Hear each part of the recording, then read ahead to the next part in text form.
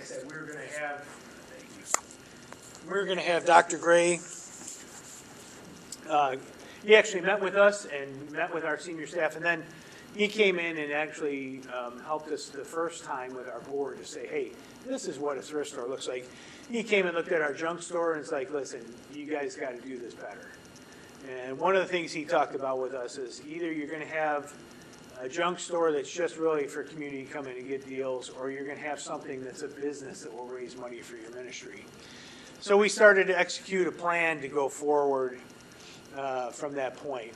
First big move was for us to move that on-campus thrift store off-campus. And for us, relocating that was a big step for us.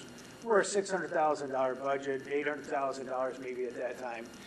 And for us to relocate a thrift store, you're talking about, for us, we were looking at a lease, and, well, a lease, you're doing 5 years, and that total plan would be a couple $100,000. If you reneged on that lease, what would that look like? And the mission would be liable. Well, it was really a faith step. We said, listen, we feel that this is the way we're going to go. The first year that we opened that new store, we more than doubled our sales. And it was just the first year. We didn't know how to promote it. We didn't know how to advertise. And we went from $200,000 to $400,000. Not only did that help with a net profit, but, man, having that money come in, you're a $600,000 budget per year, and you're almost bringing it up to $1 million at that point, just adding that extra $400,000. But we were netting about 40% on that store that first year, which, man, talk about cash flow coming into a ministry that was that small. It really expanded what we were doing. So the net income helped us really hire new ministry staff and employees, and we were able to start a new program. One of the things I talked about that we had was a day labor, and that day labor really was a funding source. It really wasn't helping the guys. So the guys would come to the mission, and they'd be there a day or two. We'd sign them up, and we'd send them out on some day labor thing, raking somebody's lawn or painting something or mowing something. I think it's great to do job training. That wasn't job training. We were really helping enable their addiction, because after 2 or 3 weeks of them being there, they would get a check, and then they would be out, and we wouldn't see them. So not only did we lose the labor, but it was not a program. We weren't really helping them. So us having the new thrift store and this money coming in, we were able to do a more, at that time, it was an 18-month program that we started, and we were able to close this day labor thing that was really enabling the guys to continue their addictions and not help them break the cycle of addiction. So pretty quickly after that, the next year, we decided to do a second store, and we purchased an old Haverty store in Decatur, Alabama. It's about 30 miles from here. It was a great space for us, and that included about a 5,000 square foot warehouse, along with a store that I think is about 15,000 square feet. How many square feet is that one, Mike? About 15,000 square feet. And it helped us with a new thing that we found out about doing baling. So not only could we sell clothes, but now the clothes we didn't sell, we could bale, and, what a great idea. I'm sure that all of you that have thrift stores understand about baling, but if you have clothes that are extra and you don't sell them, we pull them off the floor and we put them in a baler, or so clothes that maybe are ripped or whatever, we put them in a baler, and we're able to sell those per pound. And today we actually have a huge operation of baling that does 700 tons per year, I think is the number. And not only that, then you can go to the community and say, listen, not only do we sell these clothes, but we're green too. We're making sure that this doesn't all go to a landfill. This all goes shipped overseas. And so another source of income for us. And then this store also helped us increase our monetary donations from that area. So it's 30 miles away. And if you know this region really well, Huntsville is its own city and Decatur is its own city, and they see each other as separate. Yeah. And so they don't. If you're from Huntsville, you're not really seen to be in Decatur, and if you're in Decatur, you don't. So it helped us over there because they saw our trucks going around the area, and not only did it help us with the sales of the store, but it also helped us with our monetary donations. We saw an increase of about 300 new donors from that area. Yeah, because they're seeing our trucks going around there, and it helped us not only with the sales of the store, but also with our daily donations. Net income helped our staff for staffing our new women's facility that we had just opened that year. And this is about 3 years into it, be about 2003, 2004. Our total income that year was about $2.5 million. So we had come just in a few years from about $800,000 ministry to about $2.5 million. And again, this is all together. We had talked about social media before, and you got to do all these things, pieces as part of it. For us, it was the thrift stores going into that new area that helped with the donations and everything else. So it was a great thing for us, and boy, the cash flow difference from 3 to 4 years before of $600,000 to $800,000 to $2.5 million. We felt like, man, our hands are not tied anymore. We're able to do these ministries and outreaches that we weren't able to do before. Third store, and one of the questions we always say is, how far is too far? So we leased a store in Albertville, Alabama, which is about an hour and 10 to 15 minutes from here. And, a lot of prayer went into that because we're like, man, how do we fund that? How do we make sure that it's got staffing? But when we prayed about it, we saw the location. Part of it for us was that the location that we were leasing, because it was a smaller town, it was a real good highway that we were going to be on. But the lease was really cheap, a lot cheaper than we could get in Huntsville. We're like, let's give this a shot and see if we can do this. And really did a great job for us out there. And the store is still there 20-some years later. And we have a great exposure. And the store, people ask me all the time, you're not really able to take your program guys and girls out there to work it. No, we don't. It's self-sufficient. It works all by itself. We hire its own staff. But at that time, this gave us another exposure to a community that at that area, we had 500 new donors came in within that next 2 to 3 year period. Again, a location that knew somewhat about Downtown Rescue Mission, but an hour plus away from here, we started getting donations from that area as well. So we're getting some more income from the store again, and we're getting more donors coming in. So 500 new donors within a 2 year period. And during that time, we had the city of Huntsville come to us in about 2006 and said, hey, listen, we're going to move your ministry because we're putting a road through it. And, at that time, my dad was still the director, and we were like, wow, you're moving our ministry. How are we going to do that? And they're like, well, either you're going to sell it to us or we're going to have to domain your property. And so after we fell off the floor and picked ourselves up and came to, we said, okay, we're looking for God's promise in this. And part of that was this store was helping us generate more income because there was no way we were going to be able to move from the campus that we were to the campus. And how many people got to take the tour of our campus? Pretty cool facility that we were able to get. Let me just say this, the campus that we had before, God was doing great ministries there, but it was, I'll tell this story. When my dad first came here in '96, I drove him down here, and it was kind of like tumbleweed going through a campus, and I looked at him, and he had been the director of the Buffalo City Mission, which was a really great mission, and I said, Dad, are you sure? And he said, I feel God's calling me here, and but it was an open campus. It really was not that great of buildings or anything, but God blessed that. But it was amazing where God took us, because the $4 million that we were able to sell that campus for, that was our previous campus, and the campus that we have now, it cost us $3.8 million to buy. How is that not a God thing, right? He's going to supply our needs, and he's going to make sure. Now, we put another $4 million of work into it, so we had to make sure we raised that. But it was amazing to see. But we couldn't have done that if God hadn't had a plan before. That we had already started these thrift stores. And this one, along with the ones that we already had, really helped us be able to fund a bigger campus. There was no way we would have been able to heat or cooled 80,000 square foot campus that we were moving to, and have the lawns mowed and everything else that was about 17 acres that we had. So really a great move. It's amazing to look back and see what God does and how His hand moves us. Amen. And I just tell this, and this is not, I want to say this too, we're not doing this to pat ourselves on the back. I'm showing you the growth rate from the thrift stores. But that year, this is about 2006, our total DRM income was about 3.3 million. Next 5 years, we added 3 more stores, allowed the mission to consider building new women's facilities.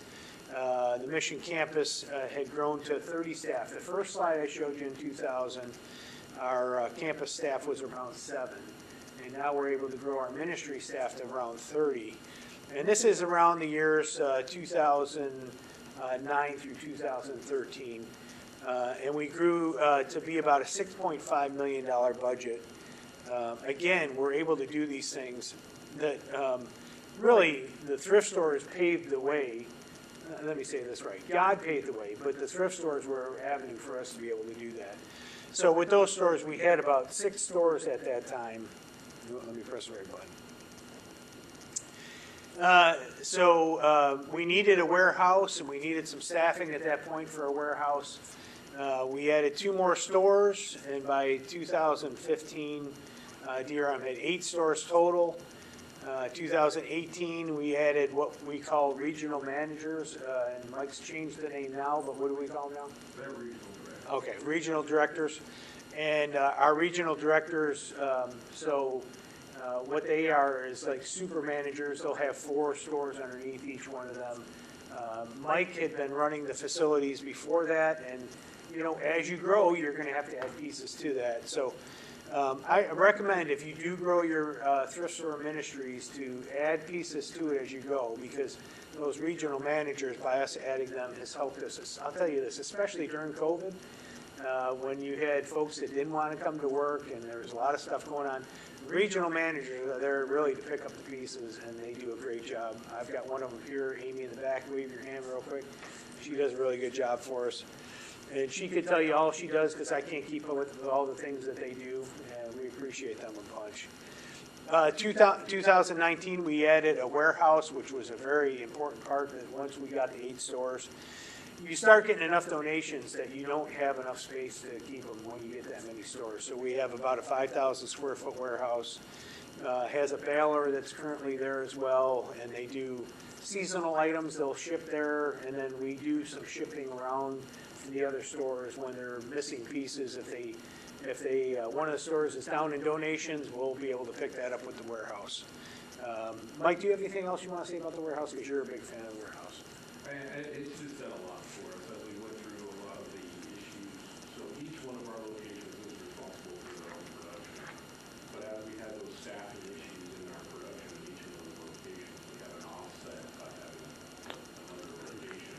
So we could ship as we needed, as we had the needs for different things in different locations. So this was able to fill that void for us. And then this also is the training facility for our program people to get kind of that work ethic back for some of them.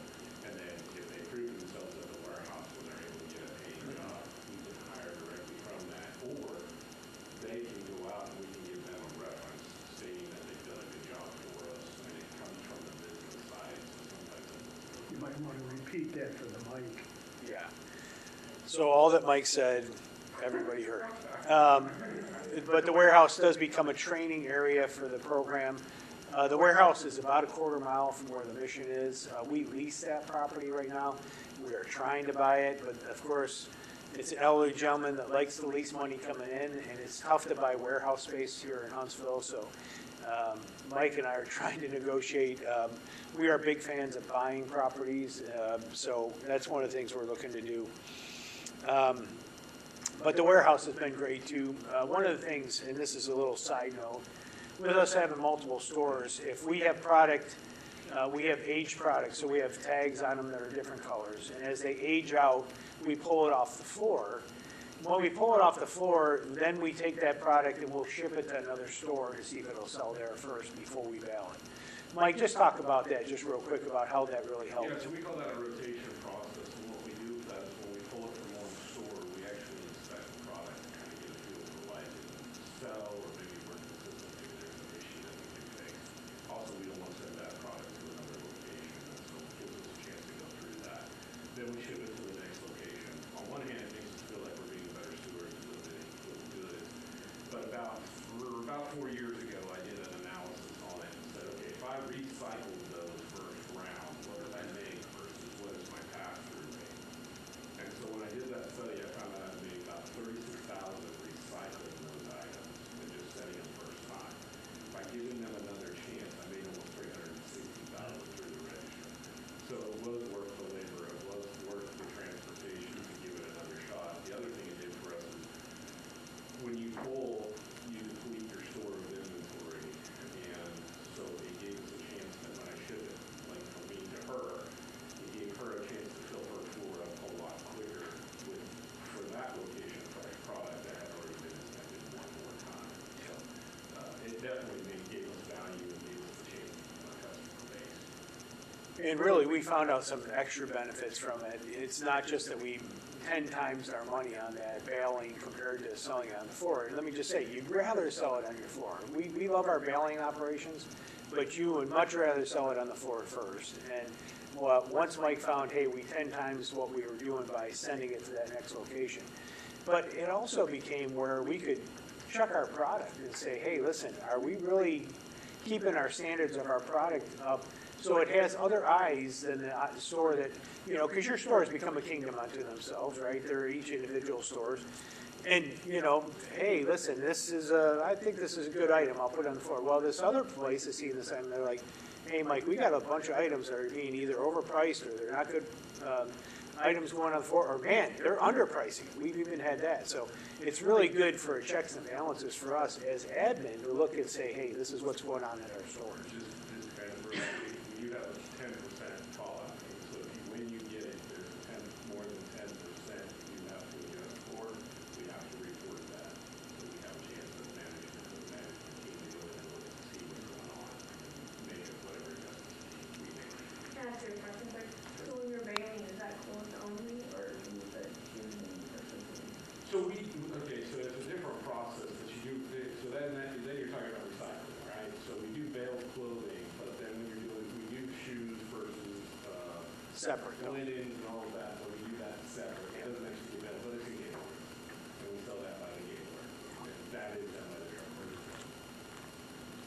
Yeah, I mean, We cover the shoes or cover everything. we try to recycle everything. We do have big garbage bills, but we, you know, if there's metal, we try to recycle metal. We cut stuff off of, you know, cords and everything, make sure that gets into the metal bins. You know, we try to make sure that any penny that we can save, we're going to save it or make. That's what we're trying to All do. of those are part of the brick rack and housewares. We have what's called a rage room. I don't know if you're familiar with those. But any of the brick rack or stuff, the plates and coffee cups and all of that, we sell them by the bin, by the little tub to them. And the rage room is basically somebody comes in and buys time to smash things. And they get their rage out, so to speak. And they put safety goggles on and they get a hammer or whatever they want. They can tackle whatever's in that room and smash plates or whatever. So the cheaper items that we don't have that don't sell, we still pull those off our floor, but we sell them by the bin. So if you get any tube TVs that nobody uses anymore, give it to the rage room, right? You know. How about furniture? I'm You sorry? sell furniture? Yeah, we do. We sell new and used furniture at our stores. Yeah, Where do new furniture come from? we sell through Ashley. Yeah, and we sell mattresses that are brand new. We don't sell any used mattresses. All in your same stores? Oh, and every Every store there's has furniture? there's one or two stores that are a little smaller that we don't do as much furniture in, but we do sell. And we also have an iPad that they can order furniture from us if they like to order it. It's all the same catalogs that Ashley has, so they can go online. And the thing that's nice about for them in Alabama for us is we don't charge any tax. So even if we're the same price, they're still getting it for cheaper because they don't pay 10% tax. Even on the new furniture? Even on new furniture. You can sell new items up to 20% of your total mission budget. So if our total mission budget now is about $12 million, so we could sell, you know, $2,500 or $2.5 million. We don't sell anywhere near that, so we're very much under what we sell in our new furniture. So building from the ground up, we had one of our stores, the lease came up, and they were saying, hey, listen, you know, we're not going to have your thrift store here anymore, and that's the problem with leasing. Sometimes you can have them say, you know what, it's done. So what do? You've got a financially profitable store, and you're like, well, so for us, we went and this was our first time that we built from the ground up.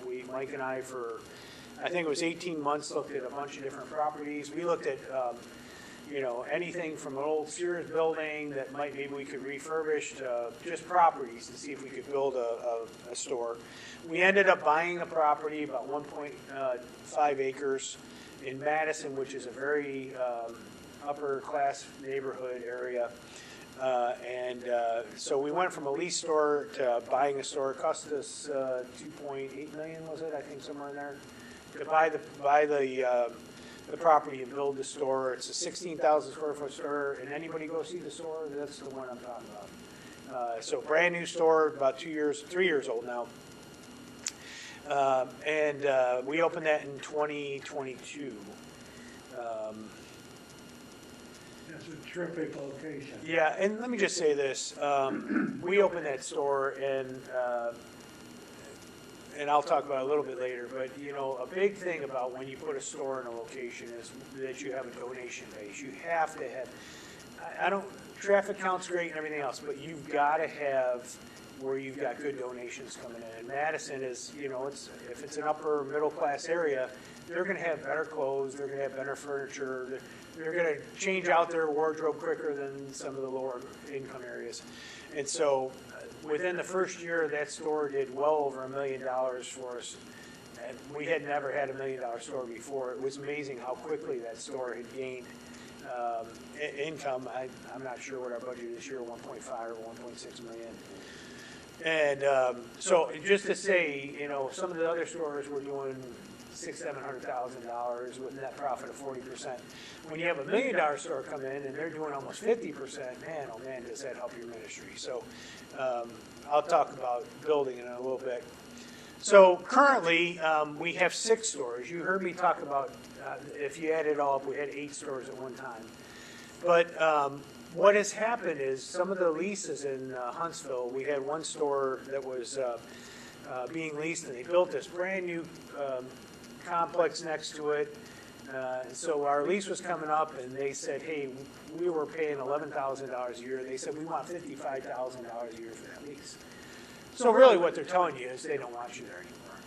And so that's the one thing with leasing that you've got to watch, is that you can be asked not to be there after your lease is up.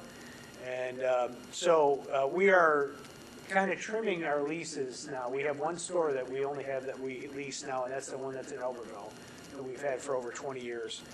But we're doing that on purpose. Mike and I are currently in the process of looking for multiple locations to build new stores, and really exciting for us to do, but we're getting away from leasing. Leasing would be a lot quicker. We could go in and say, hey, we want to lease this property, and, you know, have a store up and running within 3 to 4 months. When you build, you're probably talking about a year and a half at least to have it. And that's not even looking for the property. That's just to build it. So just a little behind-the-scenes story. We had actually put in an offer that was accepted on a property that is out in a really good neighborhood. And we had all our eggs in one basket with that property, and last minute, before we were going to sign the contract the next week, the guy backed out. And legally, he probably shouldn't have been able to do that, but that's some of the things that you deal with when you're dealing with real estate and everything else that's going on.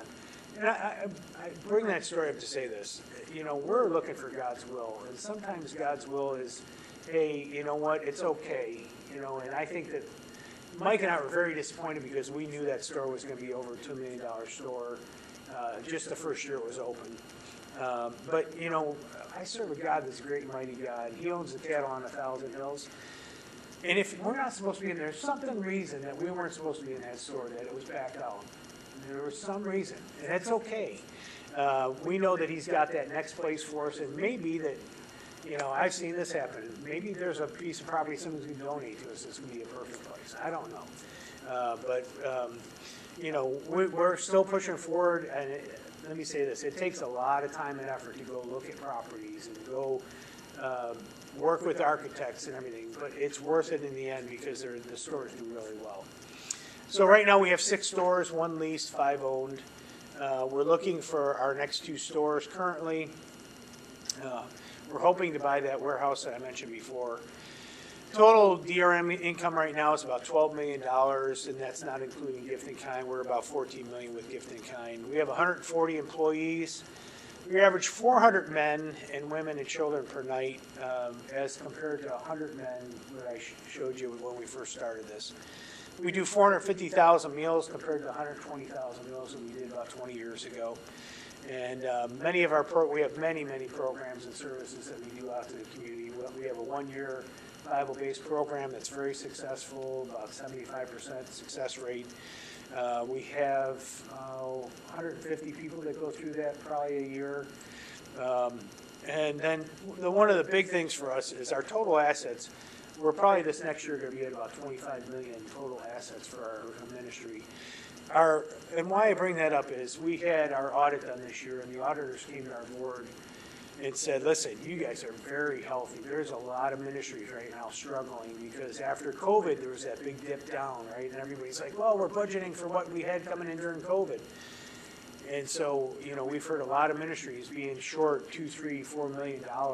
And, but what's helped us, we've had some short, but because of our thrift stores, people shop thrift stores during tough economic times, right? And so that's really helped us a lot during this. And we don't want to have just one source, so we want to have multiple sources of income. So with us having the 6 stores, and then our development department raising money, it's really like having a stool with many bases to it, right? Because you're trying to build that up.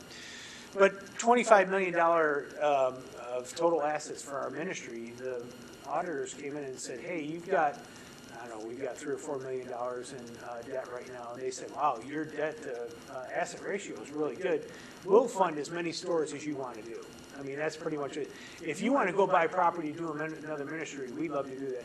And the banks just love it. They see our audits and they're like, man, we'd love to be able to come alongside you because they know that we're going to be good for the money. And that's been a big thing for us and it helps us when we're doing any kind of financing. Any questions on any of that so far? And then I'm going to have just a list of things that we learned along the way. Any questions so far? All right. So some things that we learned along the way. Managers can either make you or break you. They're going to break the store if they're not a good manager. And if they're a great manager, it's going to make the store even better than it probably could be with an average manager. Mike, do you want to talk to that at all? Or Amy? Maybe Amy wants to say that. If you have a good manager, Amy, how does that work for you? Do you have any managers right now, Amy? No. Doesn't feel like it. Yeah. A good manager